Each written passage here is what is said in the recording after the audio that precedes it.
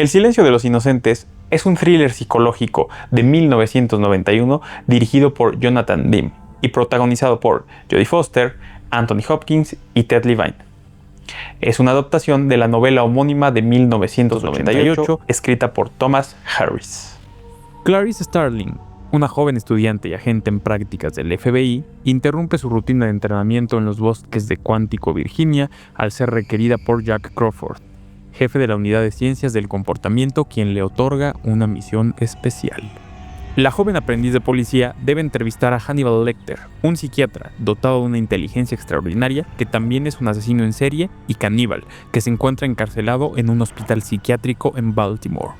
So pretexto de solicitar la participación del médico en un cuestionario con el fin de elaborar un perfil psicológico que ayude a resolver casos futuros, lo que Crawford intenta realmente es que las reflexiones de Lecter aporten información para aprender a Buffalo Bill, un asesino en serie activo que mata a mujeres jóvenes y les quita la piel. En el hospital, Clarice es conducida hasta la celda de Lecter. Este se muestra inicialmente cortés y educado con ella, pero se niega a ayudarla cuando descubre sus verdaderas intenciones. Con la moral baja, la gente se dirige a la salida y uno de los presos le arroja semen, lo cual ofende a Hannibal, por lo que le grita que regrese y le dice que por esa descortesía le dará una oportunidad para iniciar su carrera en el FBI, que consiste en la primera pista para dar con el criminal que buscan. Clarice debe encontrar a una antigua paciente del psiquiatra, la señorita Moffett.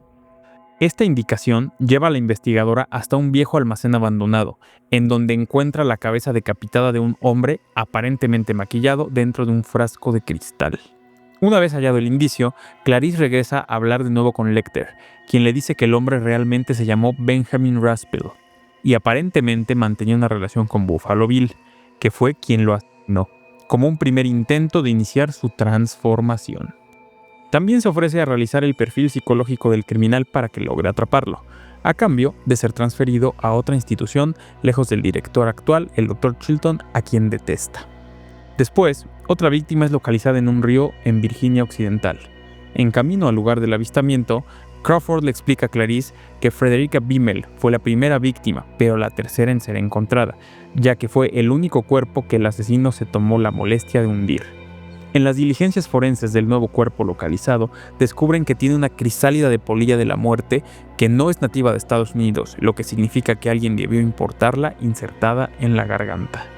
Mientras tanto, en Tennessee, Buffalo Bill secuestra a Catherine Martin, hija de la senadora Ruth Martin. Y aquí es donde se pone interesante, pues como muchos asesinos en serie, parece que el antagonista planifica su crimen al extremo y se deleita con los detalles. Desde cómo acosa a la víctima, la máscara amigable y necesitada que muestra para secuestrarla y el descartamiento de la ropa como firma. Pero también vemos quizá su error fatal. Bill eligió como víctima a la hija de una senadora, es decir, una persona de clase social alta y con un gran círculo de apoyo, lo cual no es muy común, pues por lo general los asesinos en serie victimizan a personas de clases más bajas. Sí, no todas las personas tienen la misma probabilidad de ser víctimas de un delito, y menos de esta índole. A lo largo de la historia, las víctimas preferentes han sido las mujeres que se prostituyen, como en los casos de Jack el Destripador, Peter Stotcliffe o Gary Ridgway, dado que, por su modo de vida, son personas que tienen poca protección policial y social. Pero no solo ellas.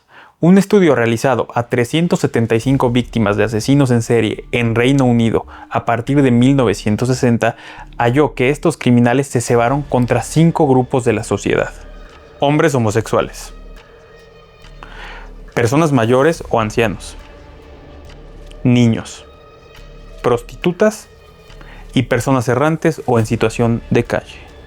La posmodernidad crea el estereotipo de personas denigradas, esto es, las que se estima que no tienen valor en términos capitalistas, pues no producen beneficios económicos o no entran en la categoría de consumidores, por lo que se les cree menos víctimas. De ahí que quizá el hecho de que haya sido la hija de una senadora generó una movilización policial que no hubiera ocurrido, para variar, si hubiera sido otra ofendida. En un intento desesperado de salvar la vida de la chica, Jack Crawford instruye a Starling para que le presente a Lecter una oferta de traslado falsa a nombre de la senadora, con el objetivo de que coopere de mayor manera para capturar a Buffalo Bill a tiempo. Sin embargo, el psiquiatra exige a Clarice un quid pro quo, mediante el cual le dará la información que busca sobre Buffalo Bill a cambio de que ella le revele detalles de su vida personal. Clarice acepta y le habla del asesinato de su padre, quien era oficial de policía, que la dejó huérfana cuando tenía 10 años. En correspondencia, Lecter le explica que el uso del capullo, que también se encontró en la cabeza decapitada, significa que Bill quiere cambiar. No es un verdadero transexual, pero quiere serlo, y que posiblemente fue rechazado en las clínicas de cambio de sexo del país por inestabilidad psicológica derivada de la niñez. Después, añade que Bill no nació criminal, sino que se convirtió en uno al sufrir años de abuso sistemático y que la búsqueda de cambio se debe al odio que siente hacia sí misma. En su guarida, Buffalo le ordena a Catherine untarse crema en el cuerpo, para lo cual usa un lenguaje de cosificación. Ella trata de negociar su libertad y le dice que le pueden pagar la cantidad de dinero que quiera. Y aunque por un momento parece conmoverse por el sufrimiento de la chica, termina burlándose de este. Y aquí viene la pregunta toral de este análisis. ¿Buffalo Bill es un verdadero psicópata? En los asesinos en serie es preponderante el diagnóstico de psicopatía.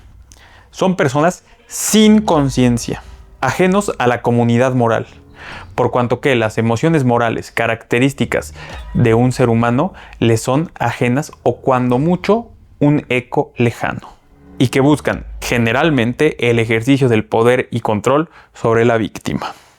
Buffalo Bill, por ahora, parece un psicópata imperfecto. Usualmente, el crimen seduce a los asesinos en serie. Buscan escapar de la vida convencional y mundana. No les importa el sufrimiento de sus víctimas, porque éstas son el vehículo para su placer. Sin embargo, Bill parece mostrar un atisbo de empatía por el sufrimiento de Catherine, a quien se forza para cosificar. Por lo que la plenitud sensorial, poder y control derivados del acto de matar no parece ser lo que lo conduce. Sin que Clarice lo supiera, Chilton grabó la última conversación y expone su engaño, ofreciéndole a Lecter un nuevo trato: su traslado a Tennessee a cambio de información fidedigna que lleve a la captura de Buffalo Bill. Lecter acepta y es trasladado a Memphis, donde se entrevista con la senadora Martin, a quien proporciona las características físicas reales de Buffalo Bill, pero lo identifica falsamente como Louis Friend, que en realidad es un anagrama que Clarice descifra para Iron Sulfide, un mineral que tiene un brillo metálico amarillo parecido al oro, pero que no es precioso, conocido comúnmente como el oro de los tontos, lo que significa que ese no es su verdadero nombre. Con esta nueva información, el FBI emprende de nuevo la búsqueda de Buffalo Bill para salvar a Catherine. Al día siguiente, la protagonista va a visitar a Lecter en su celda temporal en el Palacio de Justicia de Memphis y le exige la verdad. Lecter insiste en continuar con el quid pro quo, lo que hace que la policía cuente un incidente traumático de su infancia. Después de la muerte de su padre, vivió en una granja de un pariente, donde una noche se despertó al oír los gritos de los corderos que iban al matadero, e intentó salvar a uno sin conseguirlo. Lecter le pregunta si aún sigue oyendo esos gritos en su mente, y si cree que salvando a Catherine logrará silenciarlos, es decir, superar su trauma, respecto a lo cual afirma que no sabe. En concordancia, Hannibal le da una pista final. Aduce que Bill mata por codicia, y que codiciamos lo que vemos todos los días. Esa noche, Lecter escapa de su celda asesinando brutalmente a los 2 guardias que le vigilan. Haciéndose pasar por uno de ellos, finge estar gravemente herido y logra ser evacuado en ambulancia. Analizando la última pista dada por el fugitivo y el expediente, Clarice y una compañera deducen que codiciamos lo que vemos todos los días significa que Buffalo Bill conocía a su primera víctima, Frederica Bimmel, y sigue por su cuenta esa línea de investigación. En Belvedere, Ohio, acude a casa de Bimmel, y descubre que era costurera y encuentra vestidos sin terminar y cortes de tela idénticos a los encontrados en el último cadáver, con lo que deduce que Bill quiere hacer un traje de mujer con la piel de sus víctimas para sentirse transformado. De inmediato, llama a Crawford para informar el descubrimiento, quien le dice que la teoría de la transexualidad coincide con uno de los casos de cambio de sexo rechazados por el hospital Johns Hopkins, e identifican a un tal James Gumb, quien vive en Calumet City, a las afueras de Chicago, y años atrás había importado orugas vivas de Surinam como el principal sospechoso. Clarice se ofrece a viajar hasta ahí, pero Crawford le encarga que encuentre el vínculo de Gumb con Frederica Bimmel, por lo que se queda en Belvedere interrogando a amigos y conocidos de esta. El equipo de Crawford catea la residencia de Gumb cerca de Chicago, pero la encuentran vacía. Mientras Clarice llega a la casa de una mujer para la que Frederica trabajó, donde la recibe el propio James Gumb identificándose como Jack Gordon, quien al ser preguntado sobre si conocía a Frederica, trastabilla. Pues primero dice que sí la conocía y luego que leyó sobre el caso en el periódico. Clarice entra a la casa y la observa detenidamente. Al ver una polilla de la muerte volando y posándose sobre un ovillo de costura, se da cuenta de que ha dado con el asesino. Gumb nota que ha sido descubierto y huye hacia el enorme sótano de la casa. Clarice lo persigue y encuentra a Catherine dentro de un pozo seco. Bill corta la energía eléctrica y deja el sótano en total oscuridad y, utilizando gafas de visión nocturna, espera el momento preciso para atacar. La agente escucha cómo amartilla su revólver, por lo que voltea ágilmente y dispara, matándolo. Cuando Gumb cae, la cámara realiza una toma al muro que tiene atrás, donde podemos ver que tiene sus propios recortes de prensa coleccionados. Lo que significa que, en muchos casos, los medios ayudan a estos sujetos a moldear su identidad de asesino en serie. Entonces, ¿cuál es el perfil criminal de este personaje?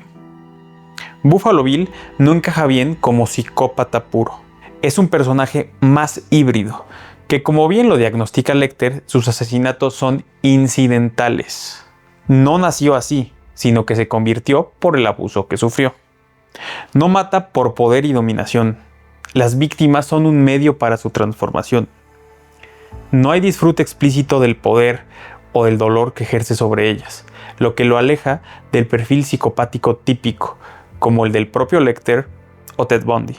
Muestra empatía momentánea con Catherine y un verdadero amor por su perrita, ya que se altera verdaderamente cuando ésta sufre, y por las polillas que cría, a las que ve como un símbolo de la identidad que quiere adquirir, lo que sugiere la capacidad de crear vínculos emocionales.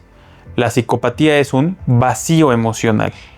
James Gumb más bien podría padecer un trastorno psicótico que lo desconecta de la realidad y le genera una fantasía delirante de transformación, con violencia extrema, pero restos de empatía y afecto que lo hacen más trágico que monstruoso. Al final, no se puede esperar que una película sea forense o clínicamente acertada. Es un producto de entretenimiento que necesita crear a un villano espectacular y una justificación para su maldad, que permite escenas simbólicas como el baile y que no va a desentrañar la paradoja del mal, que dice que existen seres, afortunadamente muy pocos, que no les importa la moral humana. Finalmente, el FBI llega al domicilio y Catherine es rescatada. Tiempo después, durante la graduación de Clarice como agente especial, Lecter la llama por teléfono desde una locación desconocida y le pregunta si los corderos ya dejaron de gritar. También le dice que no tiene intención de ir tras ella y le pide que haga lo mismo, lo cual la agente afirma que no puede prometer. Hannibal le dice que va a cenar con un viejo amigo y cuelga el teléfono y sigue a Chilton entre la multitud.